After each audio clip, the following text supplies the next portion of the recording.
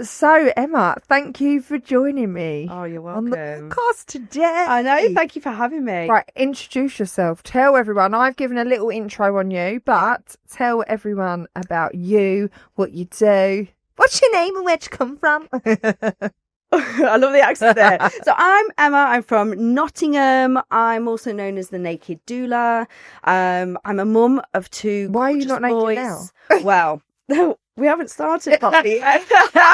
Give me a bit of time. Surprise! I say to people whenever I say I'm the Naked Doula, but I don't get naked, because it always like flags up as like, oh, what do you do? I'm like the Naked Doula, and they think it's something like a bit dodgy, but it's not. Do you know what? The whole nakedness of it comes from my wanting to be transparent and raw and honest and real. Because back then when this all started, I just felt like there was nothing like that. No one talked about vaginas. No one swore. It was all very beige. And I was like, we need some realness. So that's where it comes from. So, Naked Doula, mum of two beautiful boys. I'm an author of 2 books, the Fearless Birth book and the Fearless Birth Journal, which comes out on Thursday, the 17th of April. And yeah, I help women all over the world to have positive birth experiences. And that might look different for everyone. It usually is different for everyone. But my main sort of goal and what the message I like to get out is more about the connection to yourself and the confidence and your ability to make decisions that feel good for you. Because if we don't have that confidence and connection with ourselves and our babies, we kind of have a meltdown. So I try and make that as easy and efficient and as positive as possible. I love that. I think it's because we're so disconnected as women. So we spend our lives being so disconnected from our bodies. We're told that our periods are horrible. We're just like, we have all this guilt and this shame around our bodies and our sexuality and ourself. And then it comes to that part, and we've already seen all the shit on TV, like Friends, Rachel giving birth, and like the movies and Hollywood, and everyone's screaming. So by the time we get to that point, we're like, oh my God, this is so scary. We're disconnected. And then we're like, oh, what's the answer? And we're seeking validation from everyone else. So we literally hand ourselves over to the whole system, which, you know, and I'm not against the system. I've had 2 medical births, you know, absolutely not. Yeah, how were your births? How were my births? That's a podcast. That's a podcast in itself. But I'll go on to that in a second. But we literally go into it wanting to seek answers from everyone else, and we ignore our own self and our own messages and everything that we need to listen to when it comes to making decisions for our birth. Because, like I say, it looks different for everyone. Not everyone wants the same thing. And it's not right to have the same thing because everyone's so different. Because some people do opt to have all the medical intervention. Right. And I think if that works for you, then you do that. No, but do you know what? It's nice to go down that natural route. Absolutely. I am all for that. I am all about connection with your body. I'm all about listening to your body and managing those sensations as naturally as possible. But sometimes that doesn't always happen. And sometimes you can know all the information and still be like, do you know what? That's the route you want to go down. Fine, do you. But at least know the information beforehand. Because an epidural does mess about with the connections in your body.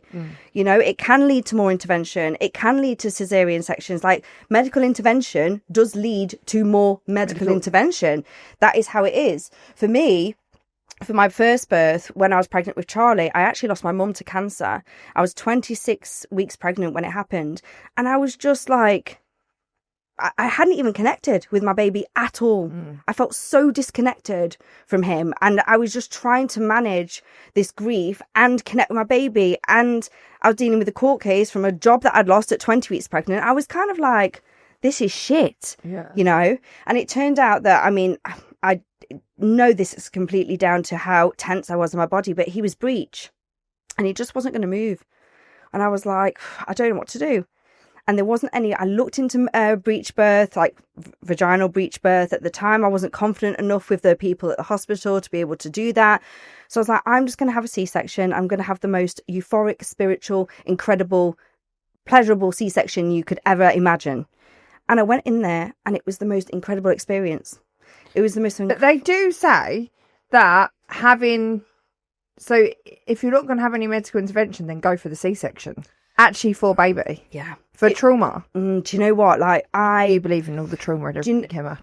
Oh, do you know what, right? Are we on the same page as each other? Yeah, do you know what? This is the thing, right? Because, and this is like my personal, this is like when I'm talking to people, I'm sharing things with the world, I'm all about you make the decisions for yourself. I'm not here to tell you what to do. I don't want to tell you what to do. Even with my doula clients, like, I'm not going to tell you what to do. Like, you need to make those decisions for yourself. But for me, for my births, it's either natural or a C-section. There is no in between for me. There is no, I don't want no induction. I don't want no messing. We're not messing about. I had to, not traumatic, because again, I think me being me, Yeah. I don't make anything traumatic. So I was just like, I had preeclampsia and I was so big and so swollen and in so much pain, but I didn't tell, I just got on with it. Just didn't tell anyone. Even on the day that they wanted to induce me, I'm still going to work. Yeah. What's our problem? Like, why is everyone like making fuss? Like, I'm okay. I know I look like Princess Fiona when she isn't older. However, I'm okay. Yeah. But so with that, again, I didn't overthink it, and Aurelia came really quick, and I get my kidneys had gone into failure and shock, shock. And then with Bodhi, again, I was the same as you. Tom got diagnosed I was 35 weeks pregnant, and Bodhi broke his own waters because he was stressed. He's like, get me out of there. But again, he then didn't come. He broke his waters and he didn't come. Yeah. So then they had to then induce me, and I tried everything. And do you know what? Now I've been at the birth of my best friend Rosie. I've been there for her firstborn Tommy, and Delilah, she had her at home. I love that. But Rosie is like, she's a bit of a false, but I had to then go behind her and push that false as her birthing partner, right? Because she went in and she basically got white coat syndrome, and she didn't progress. Yeah. So she went in and she thought she was further on, and they checked her and she was like 1 centimetre. Oh, don't get me started. Yeah. I'm going home. They did not want us to go home. They were like, we think you've got preeclampsia. She was like, look, I've seen someone with preeclampsia. I've not got that. Yeah.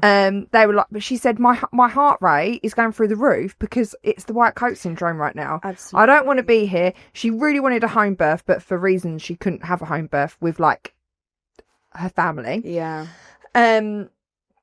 So she had to go in, but it was almost like the energy that was thrown at us for standing up for ourselves too. Yeah. Is quite crazy. Absolutely. And this is the thing, when you're pregnant, especially, like, your intuition is through the roof. Like, and this is not just like, you know, talking about energy, but it's like scientifically happening in our brain. So when we're put in a situation where we feel like even the littlest of thing could be the way someone looks at you, or just someone's energy when they come in the room, it can throw us off completely. So then what happens is we end up sort of retracting because the cervix can retract. It did. She stopped. Everything stopped. We went in there and she was like, Kelsey, everything stopped. She went, I need to go home. I said, I think you need to go home. I think you need to get in the bath. I think you need to connect with yourself again. Yeah. And then we'll come back when you're ready. Yeah. Which she did actually do. But obviously that took a lot of balls for me and her to actually... And that's hard. To leave. Yeah. To be like, hard. We're not staying. And they actually asked me in there, obviously, because it was 2 girls. Was I her doula? Am I her lesbian partner? It's like, what is any of it got to actually do with you? Yeah, Like, it doesn't make a difference. Like, well, I think I am a bit of a doula, so... Oh, absolutely. You can call yourself a doula now. Absolutely. And this is the thing, it's so important to protect the energy when you're in that space, because... And again, regardless of like what anyone's saying, what anyone's doing, like, you have to do what's right for you and what feels right for you. And what happens is the system sometimes does not trust women, does not trust what they're saying or their bodies. Like, how dilated you are has absolutely fuck all to do with how long your labour is or whether you're established or not. Because you can just dilate really quick. Oh, absolutely. I'm a quick one. Absolutely. So with Bodhi, I was pushing and they were like, stop pushing. She needs an epidural. And Tom's like sat there, like just looking at me. And obviously he's just been diagnosed. Right. So his head's all over the place. He's just like blank face looking at me. And I'm like, I actually need to push. My body's wanting me to push now. Yeah. I said, I'm going to have to get an epidural because if I'm in this much pain, then how can I sustain this? They're saying I've got another 3 hours in me. Yeah. Literally, she left to go and get me an epidural, the nurse. Yeah. Another one came in, went, let me check you. She went, "You're ready to go. Let's do this." And I was Yeah. like, I knew I was ready. I You knew you were. Your body does it for you. It absolutely We have to does. trust in our bodies, don't we? Absolutely. And I think this is the thing a lot of people don't realize is your uterus is pushing your baby out. Like there's nothing, you're not, having to actually physically force your baby out. Your uterus is doing that. You just need to work with your body. And the whole, you've got X amount of hours left. A vaginal exam is great for some things, like if you want to know where you are right at this moment, but it cannot tell you how long you've got left. Yeah. You could literally go from 4 to 10 in a matter of 10 minutes.